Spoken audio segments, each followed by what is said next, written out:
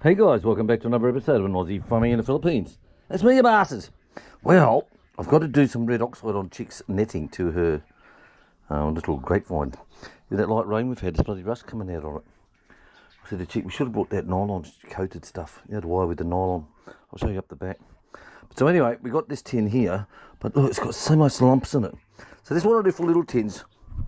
This is the bottom of a coat hanger. This one here. So just cut that off and I'll stick it in and away she goes. I've got the larger ones for the, you know, if I'm doing a pail or something like that. But for little tins like this, I don't have. So what I do, I just make one up. I just make one up every time with a coat hanger and throw it away. Look at that. Perfect, does the job. It's a little hack for you guys out there.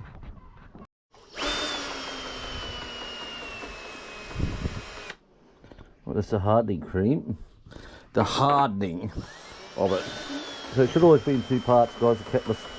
To get the straight red oxide, I use that for years and years and years. But now they come out with the hardener to add to it. I don't know if it's any good or not. I don't even know if you have to use the whole tin. Can you keep it? Don't know. Right, here we go. Look at this. Very easy with a paint roller. Very easy. Look at this.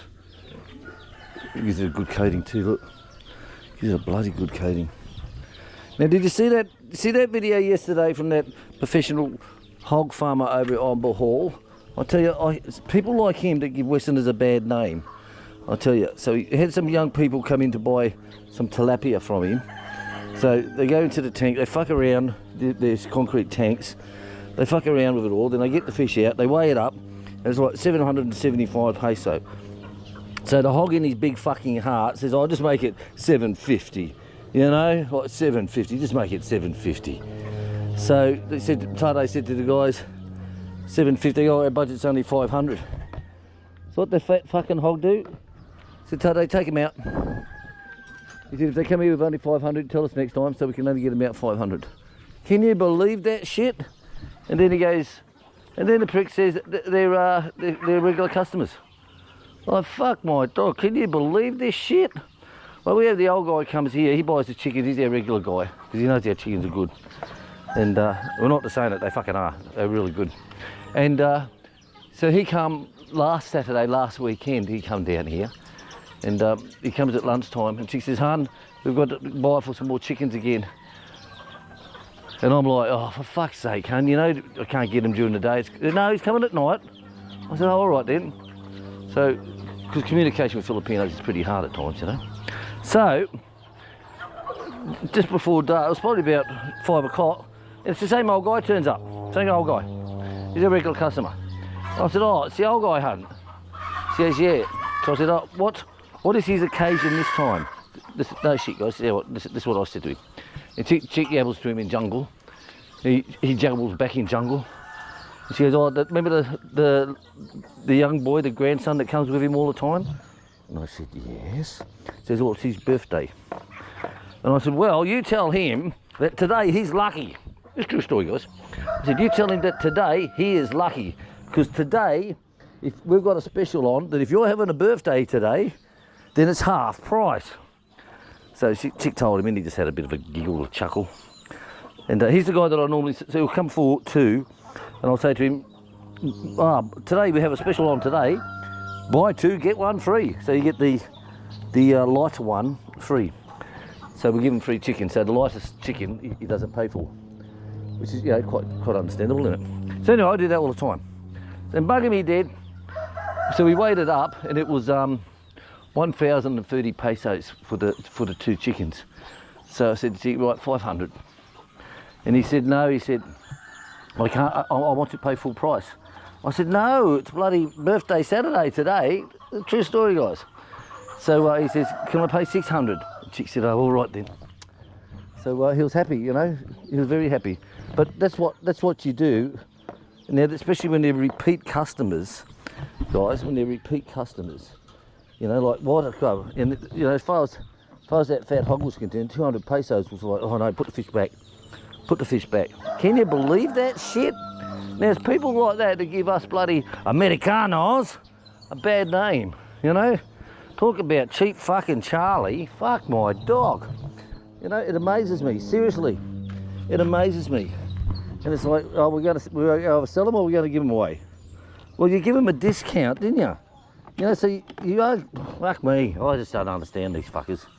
Honestly, don't get me fucking going. Don't get me fucking going. But look at this, this has come up bloody good, guys. I should have done this day one. That's what I should have done. But the wire in Australia, I suppose because it's all galvanised, isn't it?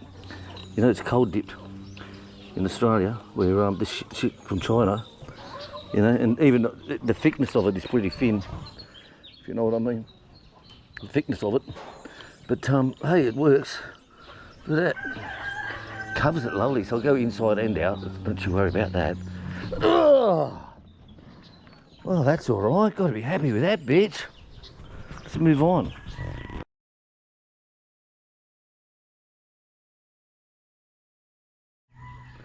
Alright, done.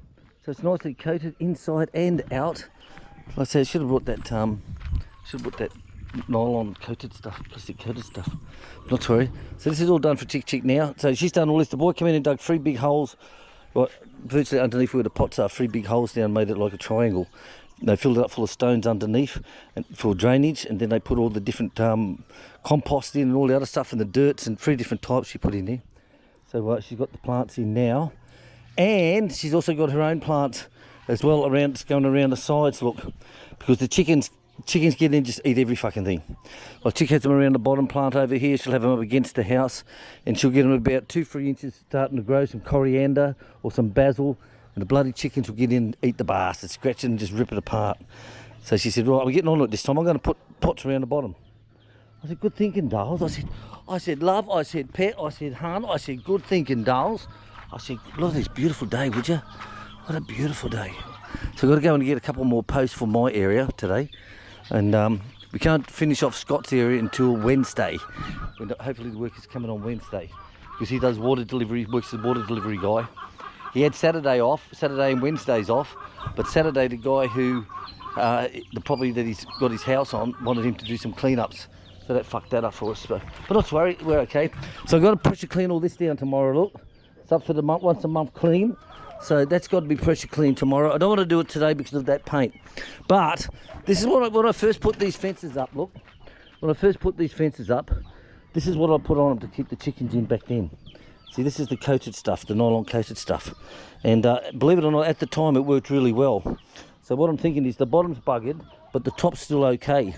So what I'm thinking about doing, when I finish all the fencing and finish the house, I'm going to redo that to keep the chickens in. Because chickens know every escape hole in the fence. They know every one. Now people say, oh, chickens only got a 4-second memory span.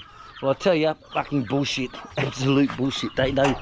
Like here, I cut slots in here so that they could fit through. All right? They know exactly where it is. Even though it's not painted on the sides, they know exactly which one to go to, you know, to get through. So still a lot to do, guys. So I've got the back fences to do. Got to go get some more stuff today. I've got to weld up some gates for there. Bob's going to be giving me a hand with that. I've got to redo this one here. This gate, it's had the dick. It's had the dick, Tracy. It's had the dick, so I put a temporary bit on here the other day to hold it up. Now this is what I'm talking about, the supports. When you do your wooden supports, especially you Filipinos out there, take fucking note. Don't put a little bit of timber across the sides like this. It doesn't work. You got to put a brace in from the top to the bottom, right? And it's got to go from the furthest point. Why? Because this is holding this up, all right? And that's where all the pressure is coming down in this corner. That's what holds it up, and that's what makes it strong. All right, see, all that weight is holding it up. If you have it from the hinge at the top going down, it's just hanging there like a wet dick. You know, it's like a wet dick at a bachelor party. You know, it's like not good at all. It doesn't work, guys. So seriously, I see it so many times in the Philippines where they'll put a brace across each corner like that, and it doesn't do jack shit. You got to put this, so this here is pushing down onto this, which is going back here. Remember that, guys. Right, so I've got lots to do. So I'm going to have a really good bloody week, guys. A really, really good week. And to all of you on the live stream yesterday, it's great chatting with you all. Fair dinkum, bloody good, mate. And one thing, Tony and Ange, where was that breakfast that you put on Facebook Sunday morning? Did you make that at home, or did you just go out dining for that? Because I tell you, that would have been nice. I tell you, you know, like Sunday morning, go out to the, we used to do it in Qatar, Chicken Eye. We used to go to this It's sort of like in a more American-y place, and it wasn't high class or anything like that. But you go there for breakfast on a Friday morning, and it was quite nice actually, quite nice. You know, but you'd be amazed. You see half the bloody plant, Westerners from the plant there, as well. You walk in, and it's going, oh fuck me, there's Scotty. Oh shit, there's James. You know, and it's sort of like, But I'll tell you what, that brekkie looked really good. So talk about breakfast. Chick's making brekkie now. I think because it's her day. Normally Monday is my day, but not having. I didn't have I last week because I was sick. So normally I will always pick Saturday for breakfast, whatever she wants, and I pick Monday. But because we didn't have I got to pick most of the week last week. I got to pick. So what do you got today, baby? This bitter gourd. Bitter gourd. Bitter gourd with minced pork and egg. Nice. Now with bitter gourd is a trick. It must be at a young special age, isn't it? Yeah, there's a certain day that you can pick it so that it's perfect and not so bitter. And if you've left it, this is what I've learned since I've been here. Like, if it's too old, the bitter gourd, it tastes like shit. It is really bitter. But if you get it young, you know what them young ones are like. Nice and soft and tender. Hi. Feeling better?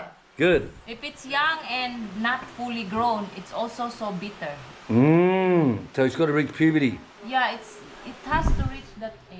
And See you later, guys. you know by the groove. See you later, guys. Thanks for watching. Catch us later on today. Bye-bye.